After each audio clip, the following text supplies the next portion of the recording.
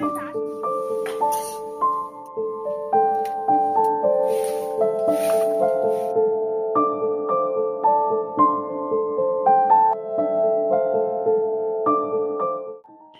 Everyone, good morning. আমি Anumita, blogger অনুমিতাতে তোমাদের সবাইকে অনেক ভালোবাসার অনেক স্বাগত।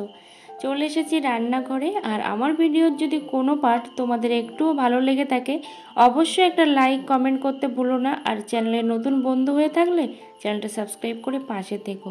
প্রথমে কিন্তু এই ছোটো উনুনটাতে দিয়েছিলাম, দিয়ে বেশ কিছুক্ষণ অনেক কষ্ট করেছি। করার পরে কি হলো বলো তো, একটুও আমি জ্বালাতে পারলাম না উনুনটা, মানে এতটাই কষ্ট হচ্ছিল। তো ফাইনালি কিন্তু আবার ওই উনুনটাতে দিতে হলো।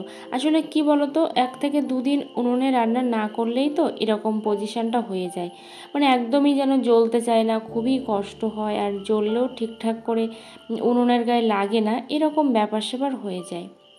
তো তোমাদেরকে অনেক ধন্যবাদ আর অনেক ভালোবাসা যে এভাবে আমাকে ভালোবাসার জন্য আর আমার পাশে থাকার জন্য।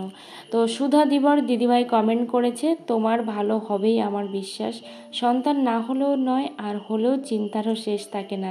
যাই হোক, চিন্তা করো না দিদিভাই, তুমি এগিয়ে যাও, তুমি অনেক ভালো থেকো, অনেক সুস্থ থেকো, আর সবাই এভাবে আমার পাশে থেকো, আমিও কিন্তু আছি। প্রান্তিক বিশ্বাস দিদিভাই, তোমাকেও অনেক অনেক ভালোবাসা যে তুমি আমাকে এত সুন্দর সুন্দর কমেন্ট করো।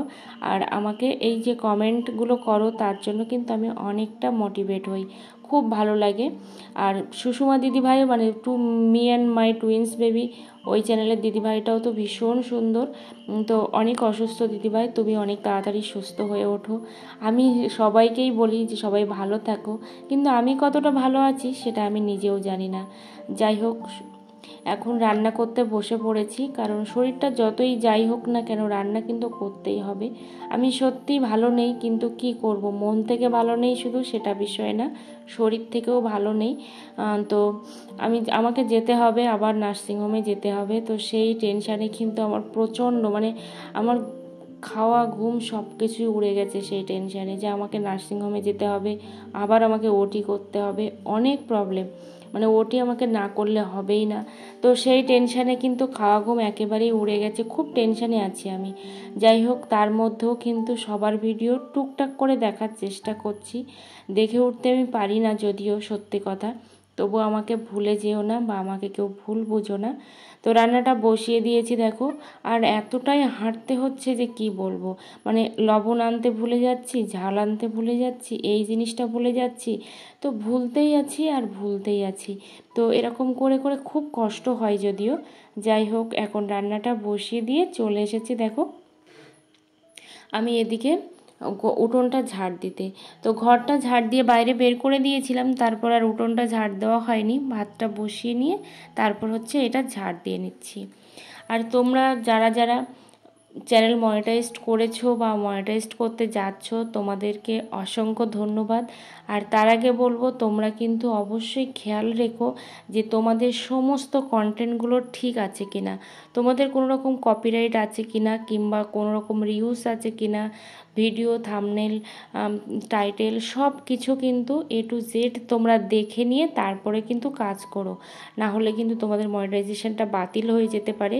তো সব সময় সবার জন্যই বলবো, যারা ভিডিওতে কাজ করছো অবশ্যই মন দিয়ে কাজ করে যাও।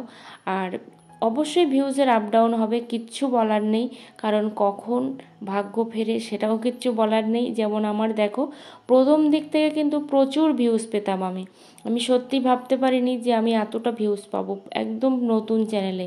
অথচ যেই আমার চ্যানেলটা পুরানো হয়ে গেছে দেখো, সেই কিন্তু আর একটুও ভিউজ নেই, কিন্তু কিছু করার নেই, হাল ছাড়লে হবে না। তো ওইভাবে ভিডিও দিতেই থাকবো, কারণ ভিউজ আসুক আর না আসুক। এদিকে দেখো মাংসটা বসিয়ে দিয়েছি, বড় দিদি কালকে দিয়েছিল, কিন্তু কালকে যেহেতু শনিবার ছিল রান্না করা হয়ে ওঠেনি, তো সেই জন্য হচ্ছে আজকে আমি রান্নাটা করছি। খুব বেশি রান্না করতে পারলাম না, শুধুমাত্র কুশি ভাজি করছি আর হচ্ছে এই মাংসটা রান্না করছি, আর কিচ্ছু করতে পারলাম না। তো এদিকে দেখো শিলটাও না খুব একটা ভালো নয় আমাদের, কিন্তু তারপরেও কিছু করার নেই, এই শিলে একটু টুকটাক করে কিন্তু বেটে নিতে হয়। সীমা ব্লগ দিদিভাই আমাকে প্রত্যেক দিন কমেন্ট করে, অনেক ভালো থেকো দিদিভাই, অনেক সুস্থ থেকো। অমিয় কুমার মিশ্র দাদাভাইটাও তো প্রত্যেক দিন আমাকে কমেন্ট করে খুব ভালো থেকো না তুমি। আর অনির্বাণদাও লিখেছে যে লাউ শাক কিন্তু খুব ভালো লাগে। তো লাউ শাক আমরা তুলেছি, মানে কাটা আছে কিন্তু খাওয়া হয়নি, ওই যে শরীরে পাচ্ছে না বলে আর করে উঠতে পারিনি। যাই হোক, সবাই এভাবে আমার পাশে থেকো। তো এখন দেখো চলে এসেছি এই যে কটা জামা কাপড় ভিজাতে, আর এটা হচ্ছে আমার হাজব্যান্ডের জিনিস। আমি রেগুলার সত্যি কথা কাচতে পারি না, একসাথে অনেকগুলো ডুবিয়ে রাখি তারপরে হচ্ছে কেচে দিই, কারণ রেগুলার অনেকেই দেখি রেগুলার কাচে, আমি সেটা পারি না। আর ওদিকে ঘরটাও দেখো খুলে খুলে পড়ে যাচ্ছে, কি আর করা যাবে, এতটাই বৃষ্টি হচ্ছে। আবার যখন রোদ্দুর হচ্ছে তো প্রচুর রোদ্দুর হচ্ছে, সন্ধ্যাবেলার পর থেকে তো কোনো কাজই হয় না। মানে কি বলতো, এতটাই কষ্ট হয়, কোনো কারেন্ট থাকে না, লাইট থাকে না, খুব খারাপ সিচুয়েশান। তো গতকালকে বাজার করে নিয়ে এসেছিলাম, কিন্তু সেই বাজারগুলো আর শেয়ার করা হয়নি। আর সাথে সকালবেলা একটু কলাটাও বাইরে রেখেছিলাম, সব ছাগলে খেয়ে নিয়েছে, সত্যি ভীষণ মনটা খারাপ। তো এখানে দেখো 2 প্যাকেট তেল এনেছি, তারপর একটা লেবু দিদি দিয়েছিল, তারপর এনেছি ডালিম, তারপর হচ্ছে জিরে মরিচ ধনে, এগুলো হচ্ছে মাসের বাজার। আর একটু রেডি হয়েছি, যাব হচ্ছে হোমিওপ্যাথি ডাক্তারের কাছে। তো ডাক্তার কি বলবে জানি না, তবে বলে তো দিয়েইছে, যদি মেডিসিনে হয় তো ভালো, আর না হলে ওটি করতেই হবে, কিচ্ছু করার নেই, কারণ এই জিনিসটা থাকলেই ক্ষতি। যাই হোক, এখানে দেখো একটা ব্যাগও কিনেছিলাম গতকালকে। তো সন্ধ্যাবেলা রান্না আর করতেই পারলাম না, মানে এতটাই খারাপ লাগছে শরীরটা, রান্না করতে পারলাম না। তো মাংসের ঝোলটা একটু আছে, আর সাথে হচ্ছে এই ডিমের অমলেটটা করে নিচ্ছি, কিছু করার নেই গো। তো এটা হচ্ছে আগের ব্লগ। দেখো কোনো রকম জল ছাড়াই কিন্তু আমি রান্নাঘরটা এখন ডিপ ক্লিন করে নেব।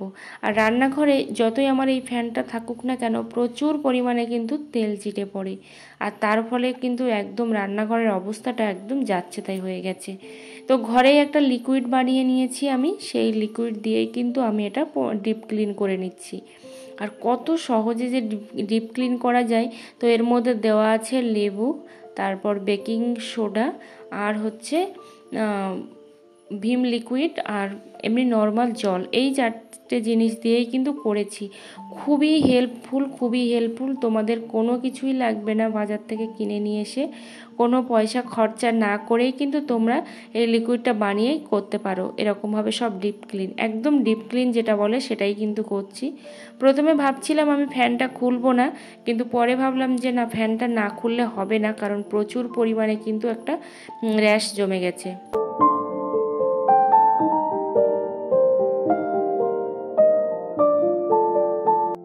মাঝে তোমাদেরকে কিন্তু আমি বেশ কয়েকদিন লম্বা করে ব্লগ দিয়েছি, আবারও চেষ্টা করছি এরকম চওড়া করে ব্লগ দেওয়ার, যেটা হচ্ছে ইউটিউবের রেশিও।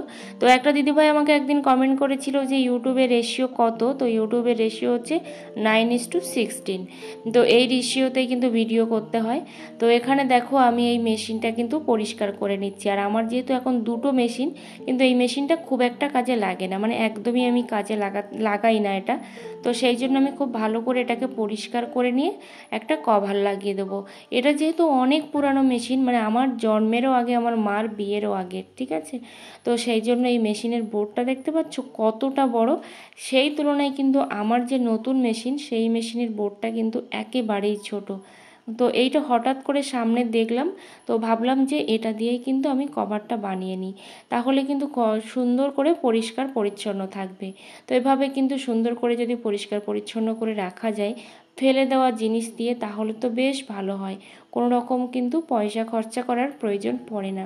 তো দেখো একটা কভারও কিন্তু আমি বানিয়ে নিয়ে চলে এসেছি। আর সত্যি কথা, তোমাদের ভালোবাসায় কিন্তু আমি মেশিনটা কিনতে পেরেছি, না হলে আমি কিনতেই পারতাম না।